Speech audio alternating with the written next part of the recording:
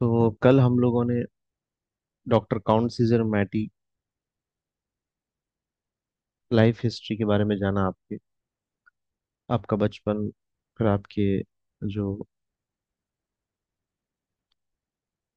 Studies और आपके बहुत बड़े पोजीशन में होल्डिंग, फिर उसके बाद रिसर्च, फिर उसके बाद ह्यूमैनिटी की के बारे में सोचना। ये सब चीज़ें हम लोगों ने कल डिस्कस किया था। फिर उसके बाद आखिर मरहले में एफिशिएंसी ऑफ इलेक्ट्रोहोम्योपैथी, यानी इलेक्ट्रोहोम्योपैथी इन्वेंट तो हो गया, लेकिन क्या ये वाकई फायदेमंद है? इसके बारे में भी हम लोगों ने देखा कि सिर्फ 2 से 3 साल में 20,000 पेशेंट्स का आपने इलाज किया। ठीक है, लेकिन उसकी वजह से जो उनका जो मेन मकसद था, वो मकसद तक वो पहुंच नहीं सके, क्योंकि एफिशिएंसी भी होना जरूरी था। क्योंकि कहीं ना कहीं सवाल पैदा हो सकता था कि मैं जो साइंस डेवलप कर रहा हूँ, ये लोगों को फायदा वाकई हो रहा नहीं हो रहा।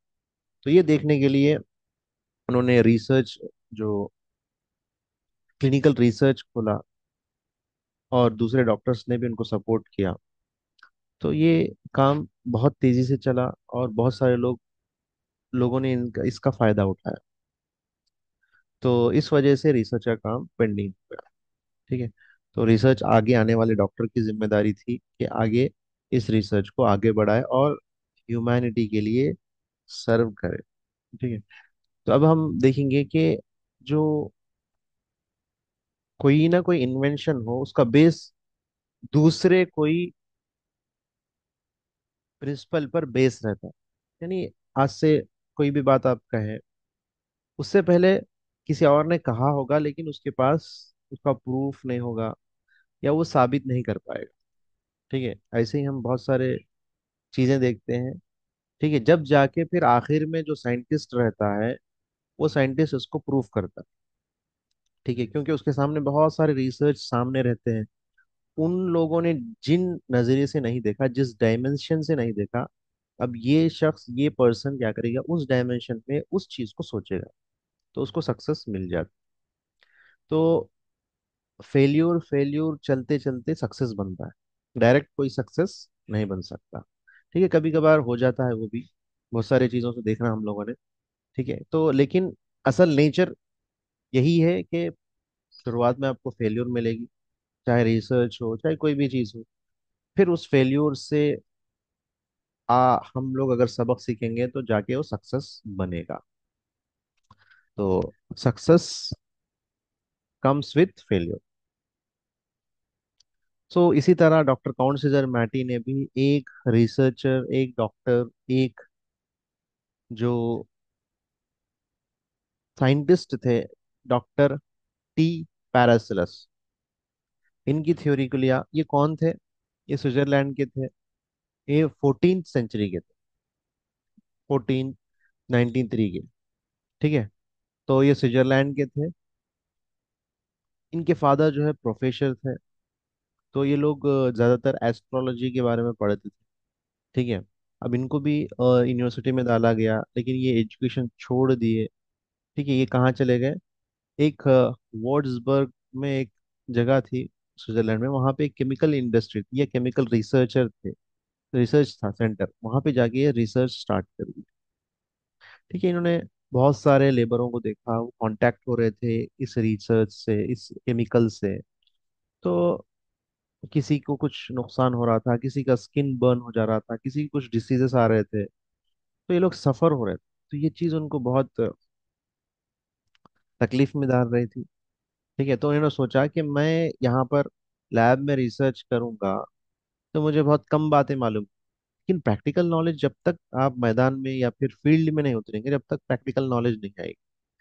तो कॉलेज, स्कूल, यहाँ पर तो थ्योरी पढ़ाया जाता है, लेकिन प्रैक्टिकल नॉलेज आपको बाहर आने के बाद ही मिलेगा। तो ये उनको उस वक्त समझ में आ गई बात। फिर इन्होंने बहुत सारे कंट्रियों का, यूरोपियन कंट्री का सफ़र किया।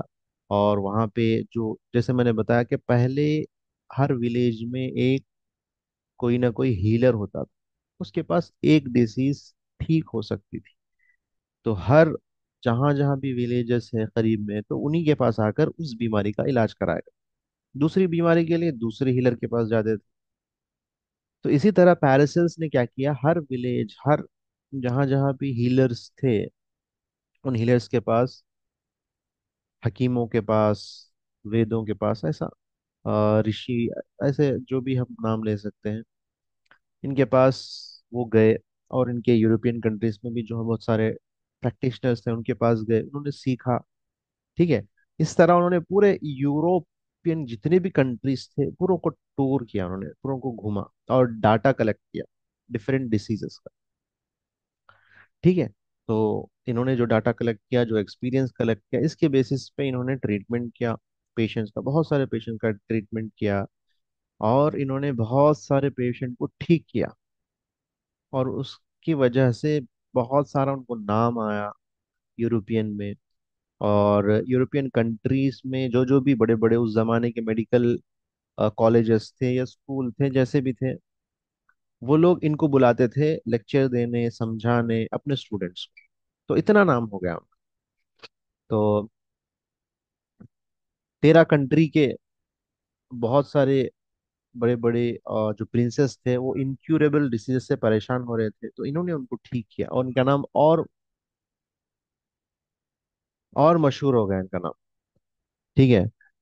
तो इन्होंने इतना रिसर्च करके, इतना नाम कमा के, इन्होंने दो चीजों को सामने रखा। एक है, वो भी किसको देखकर, नेचर को देखकर। इन्होंने क्या रखा अपनी किताब में, नाम, अपने किताब में इन्होंने उस नेचर के उस लॉ को उन्होंने मेंशन किया। क्या है वो लॉ? एक है लॉ ऑफ सिमिलैरिटी। ठीक है। एक क्या है? Law of similarity. एक है law of presence of electricity in the vegetable kingdom. Law of similarity ये खासकर homeopath doctor doctor Samuel Hahnemann ने इसको एक्वायर्ड किया, इसको इन्होंने कलेक्ट किया। और इसकी हर इसका हर ट्रीटमेंट जो है इसके बेसिस पे उन्होंने इन्वेंट किया। लॉ ऑफ सिमिलैरिटी, जैसी बीमारी है वैसा उसका इलाज। कल मैंने बताया था आपको, सिम्टम्स अगर किसी प्लांट से मैच होंगे तो उस प्लांट्स को इस बीमारी में दिया जाएगा। तो ठीक है, उससे क्या होगी, आपकी बॉडी की इम्यून डेवलप होगी और उस डिसीज से लड़ने की ताकत आएगी। ठीक है। तो इसी को हम कहेंगे लॉ ऑफ सिमिलैरिटी। नेक्स्ट है law of presence of electricity in the vegetable kingdom. इन्होंने और एक लॉ दिया नेचर से ही सीखकर, कि हर जो भी प्लांट है, वेजिटेबल किंगडम का मतलब जिसको दरख्त कहते हैं हम लोग, पौधे, पत्ते, जड़, तना, ये सब चीजें जिसमें भी होती है उसको वेजिटेबल कहा जाता है मोस्टली।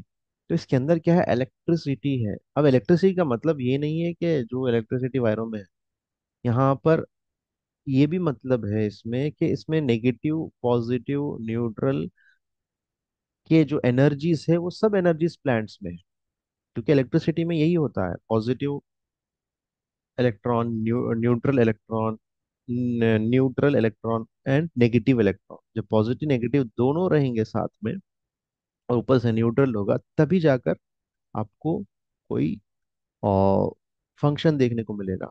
तो इसी तरह बॉड वेजिटेबल्स में भी ये चीज देखने को मिली। बॉडी, उनके बॉडी के अंदर पॉजिटिविटी भी है, उनके बॉडी के अंदर नेगेटिविटी भी है। तो ये चीज हमारे डॉक्टर कॉर्न सीजर मैटी ने इस थ्योरी को लिया।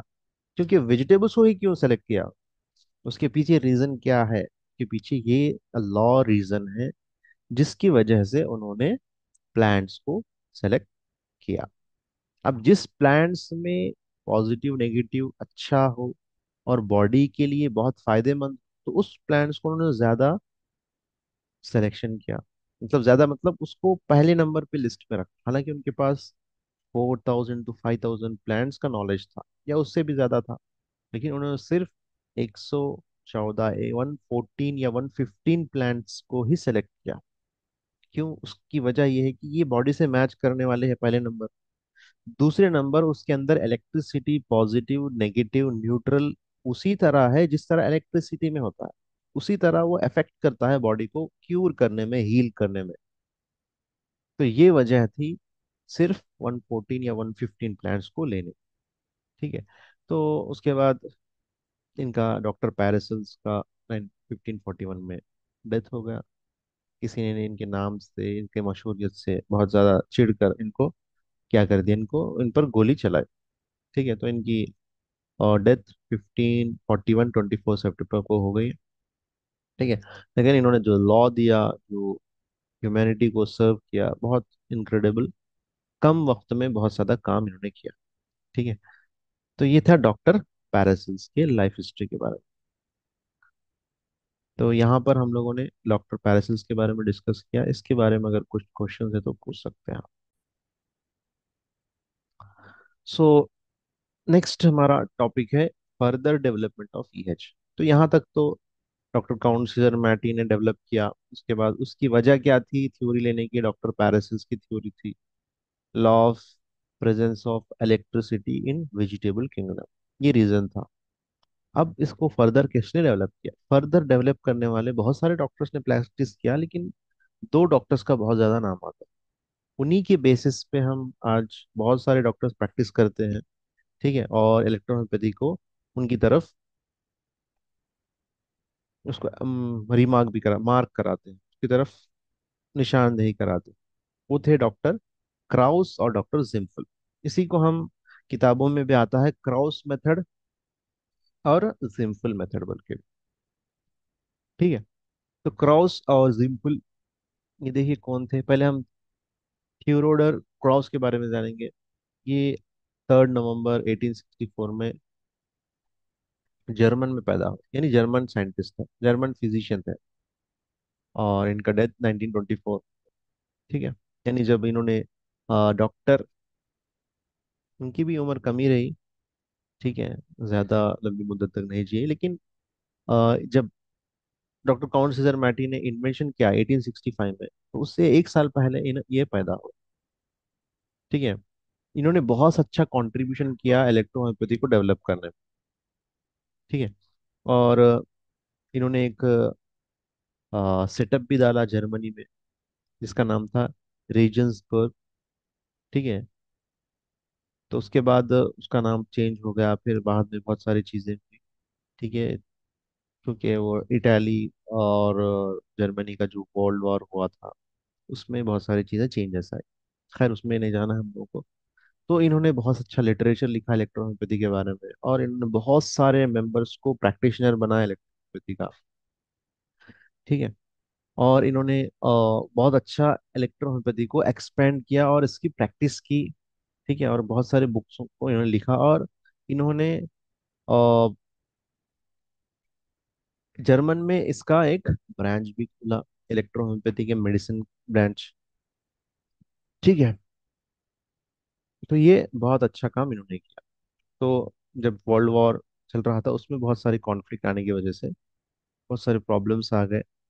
ठीक है। एंड अभी भी उनका जो कहा जाता है जर्मनी में जेएसओ कॉम्प्लेक्स हेलवाइज नाम से कुछ उनकी कंपनी अभी भी है, जो इलेक्ट्रोहोम्योपैथी के मेडिसिन बनाते हैं, और इनके मेडिसिन इंडिया में भी आते हैं, ये कहा जाता है। ठीक है। उसके बाद उन्होंने इलेक्ट्रोहोम्योपैथी के बारे में बहुत सारे बुक्स लिखा, मैंने कहा था ना। और अभी भी उसकी कंटिन्यूएशन एडिशन चल रहे हैं। तो इनके इनके बारे में हम आगे पढ़ेंगे कि इन्होंने डाइल्यूशन जो है थोड़ा एक्सपेंड किया। ठीक है। थोड़ा उसमें अपना रिसर्च भी ऐड किया। ठीक है। जिसकी वजह से बहुत सारे लोग इनके मेथड को फॉलो करते हैं और इनके मेथड को अच्छा करार देते हैं। ठीक है। तो ये था इनका इंट्रोडक्शन बेसिक। उसके बाद जिम्पल, कैरल फ्राइडरिच जिम्पल है, ये भी जर्मन फिजिशियन है। ठीक है। और 1801 में पैदा हुए, 1878 में उनका डेथ हो गया, क्योंकि इन्होंने डॉक्टर काउंट सीजर मैटी से ही इन्होंने सीखा था। ठीक है। और इन्होंने देखा हाइनेमन के हाइनेमन के जो भी प्रिंसिपल्स है, उसमें कुछ डिसएडवांटेजेस है, ड्रॉबैक्स है। इस वजह से इन्होंने इलेक्ट्रोहोम्योपैथी को सीखा, और इन्होंने इलेक्ट्रोहोम्योपैथी को फैलाया, और इन्होंने इलेक्ट्रोहोम्योपैथी के डॉक्टर्स को बनाया। ठीक है। और इन्होंने लंदन में अपनी जगह को बनाया। ठीक है, स्पाइजेरिक हर्बल प्रैक्टिशनर के नाम से। ठीक है। तो इन्होंने बहुत अच्छा प्रैक्टिस किया, और इन्होंने बहुत अच्छी बुक्स लिखे, और इन्होंने डेवलप किया इलेक्ट्रोहोम्योपैथी को। इन्हीं को हम कहेंगे सिंपल मेथड। ठीक है। तो कुछ डॉक्टर सिंपल मेथड को फॉलो करते हैं, कुछ थियोडोर क्रॉस को फॉलो करते हैं। तो किसी को भी फॉलो करें, लेकिन ये इलेक्ट्रोहोम्योपैथी की ही इन्वेंशन है, इन्होंने जो किया। लेकिन मैं जब हम बात करेंगे मेडिसिन की, तो मेडिसिन इनके मेथड में अगर बना हो तो फिर हमें फायदा देगी। ठीक है, बहुत सारे मार्केट में ऐसे मेडिसिन आ रहे हैं जो इलेक्ट्रोहोम्योपैथी के नाम से mixture of homeopathic plants, and they are giving electrohomeopathic medicine. तो ये गलत है। ठीक है। चाहे आप सिंपल मेथड या क्रॉस मेथड आगे देखेंगे हम लोग, आप परेशान होने की जरूरत नहीं, बस यहाँ पे लाइफ हिस्ट्री के बारे में जान रहे हैं हम लोग कि क्या, कहाँ से थे ये लोग, और इन्होंने क्या किया, और इनका क्या एम रहा। ठीक है, इसके बारे में हम लोगों ने जाना। तो ये था आपको जिम्फल और क्रॉस मेथड। जब हम इसके बारे में जानेंगे तो आपको इजी हो जाएंगे कि ये जर्मन साइंटिस्ट थे दोनों, और इलेक्ट्रोहोम्योपैथी में इन्होंने महारत हासिल की थी, और इन्होंने बुक्स लिखा, इन्होंने फार्मेसी ओपन किया। तो आपको एक मोटा मोटा आइडिया आ जाएगा, जिससे आपको जानकारी होगी कि इलेक्ट्रोहोम्योपैथी सिर्फ डॉक्टर काउंट सीजर मैटी नहीं, बल्कि उनके फॉलोअर्स भी उसमें, उन्होंने उन लोगों ने अपना टाइम दिया, अपना वक्त दिया, अपने लाइफ को कुर्बान किया। ठीक है। तो फिर आज की क्लास को यहीं तक रखते हैं।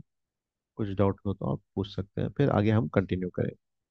आगे की क्लास में हम देखेंगे कि इंडिया में कैसा इलेक्ट्रोपैथी डेवलप हुआ। इसके बारे में हम कल चर्चा करेंगे।